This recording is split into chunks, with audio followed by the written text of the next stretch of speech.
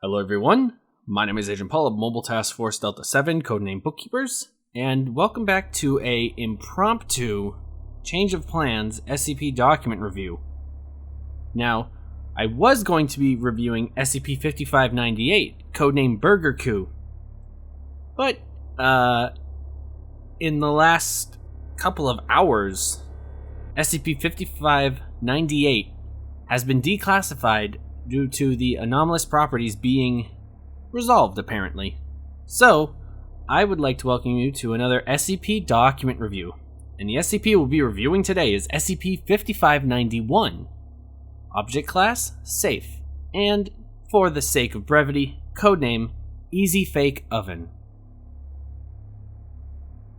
Special Containment Procedures.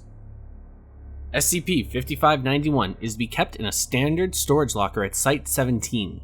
Testing is not to occur more than once a week, stricken, month, stricken, quarter. Though 5591 is believed to be unique, any other potential instances of 5591 or similar phenomena are to be secured and contained by MTF Iota-6 cavity fillers.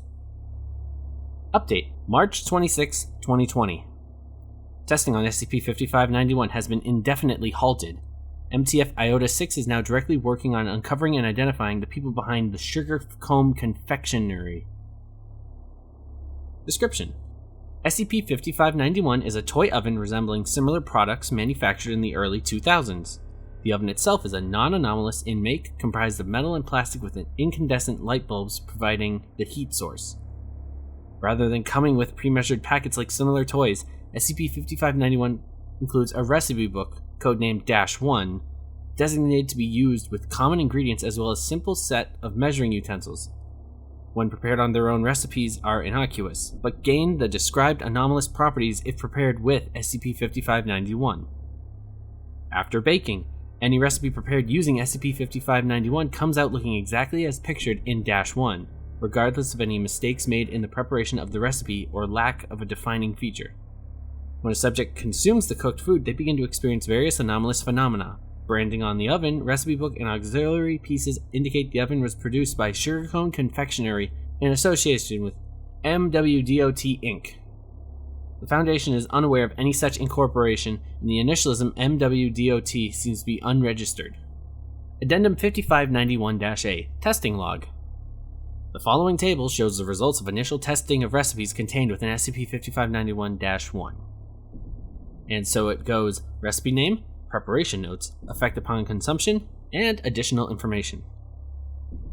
Fudging brownies. Recipe contained no leavening agents as commonly used in brownies. D-2837 found themselves unable to make a single truthful statement. Effect ceased after approximately 1 hour. Twistiest pretzels. Nothing available. D-2837 began contorting their body in complex ways amidst protests of discomfort. They seemed to have no control over their body during this time. Effect ceased after 30 minutes. D-2837 requested to be transferred to another anomaly. Request denied. Rainbow Confetti Cupcakes. Unbaked recipe resembled a simple white cake mix. No dyes or sprinkles were added prior to baking. D-2837 expressed mild stomach pain shortly after consumption. The pain supposedly escalated as loud sounds were heard coming from D-2837's stomach, leading to immediate hospitalization. Foundation doctors discovered copious amounts of small colored sprinkles of various kinds in D-2837's stomach. D-2837 is to be anesthetized and transferred to another anomaly following recovery. Brittlest Peanut Brittle. Brittle is not typically cooked in any sort of oven. Recipe suggested alternative brittles for those with peanut allergies. D-8263 reported no effect at first, but shortly thereafter reported feeling weaker. Upon examination by Foundation doctors, it was discovered that D-8263 had developed osteogenesis imperfecta, a genetic disorder that primarily makes bones brittle, despite having never been tested for this before. Effect has not ceased after several months.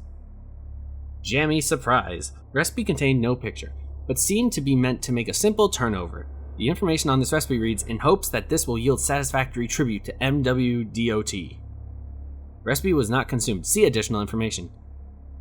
The recipe came out of the oven resembling a severed human toe, and as such was not consumed by D-8263. Testing on the toe confirmed it was a genetic match to SCP and was carefully placed in containment as SCP-1. Testing is ongoing to see if SCP-1 retains combustive properties. To date, no other connection has been found between SCP-5591 and, though confirmation is difficult since breach containment. Due to the nature of containment breach, as well as the results from the jammy surprise, research into Sugarcomb Confectionery's potential connections to known carcist sects is ongoing. Addendum 5591-B. Interview with Person of Interest 6870. On April 16, 2020, the Foundation web crawlers tracked the initialism MWDOT to several users associated with GOI 5869, codename Gamers Against Weed. None of the involved users agreed to come in for questioning, but shortly thereafter, one of the founders, 6870, reached out to the Foundation authorities with the intent of scheduling a video conference. The conference took place on the 18th of that month and is transcribed as follows. And here we have Dr. Oliveris and POI 6870 conversing. Begin transcription. It starts with Dr. Oliveris and goes back and forth from there. Hello, thank you for reaching out to us, POI 6870. Sorry, there doesn't seem to be any video coming from your end. Don't worry about that. Now, what's this I hear about you harassing the gamers? Harassing is a bit of an over-exaggeration. I thought the agreement was, we stay out of your way, we don't harm others, and we don't pierce the veil. Why don't you leave us to our own devices? I've kept them in line. Am I to understand you're breaking our truce? We don't see it calling in members of your group as a breach of our agreement, especially when you said members seem to be connected to a poorly understood anomaly and an as of yet unsolved containment breach. The hell are you talking about? Do you recognize this? Oliveris holds up an image of SCP-5591. Easy Bake Oven? What does this have to do with anything? No? What about this? Oliveris holds up an image of SCP-1. What is that? A severed toe? What? Oh no. So you do recognize it? Yes and no. What does this have to do with the members you contacted? Do the letters MWDOT mean anything to you? Silence. After a few seconds, suppressed laughter can be heard. Out of all things to explain before I answer, what does that have to do with the oven?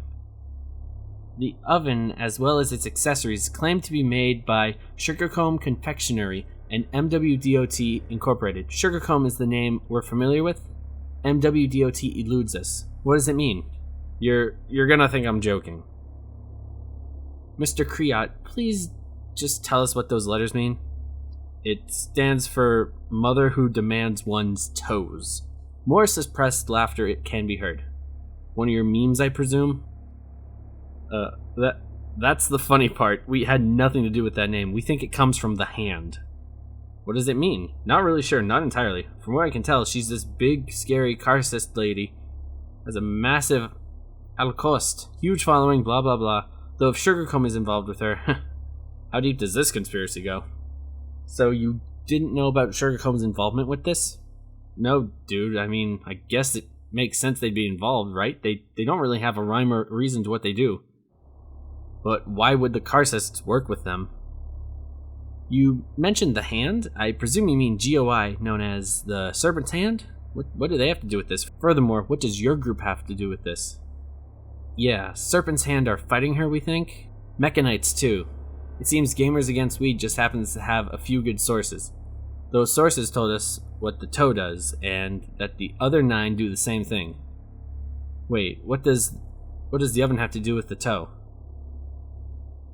SCP-5591, the oven, produced SCP, the toe, through anomalous means. Huh. Wonder where that toe came from. You recognized it, so surely you must know where the others are. Some of them, the Mechanites, are just trying to play keep away with them, but Toe Mama still has most of them. A few of them have blown up, but with the reveal that you have one, well, that throws everything we know into question. Dr. Oliveris begins to speak, but is interrupted. Wait, I think I get it now. The Karsus want to create more toads because they think it will please her. But I'm betting that it doesn't create new toads, it just summons them. This is the most incredibly stupid thing I've ever heard. Do you know what the mother plans on doing with them? I don't think that's the right question. I don't think she wants to do anything with them. I think the proper question is, what do her followers plan on doing with them? POI 6870 disconnected immediately following this, and has not responded to further attempts to contact him or GOI 5869. Great, so now there's another SCP that is causing a fight between various groups of interest. That's always good for the Foundation to learn about and now have to deal with. Well, everyone, thank you so much for listening and watching. Sorry for the change of plans with this week's SCP document review. I think I have a good substitute that needs to be archived and recorded. And my name is Agent Paul of MTF Delta 7, and I'll see you next week with another document review. Bye. For more information and an interesting story and lore behind this SCP, go to scpwiki.com/SCP-5591 and go to the bottom of the page and click on the link pointing to the left that says Toesplosion 2020.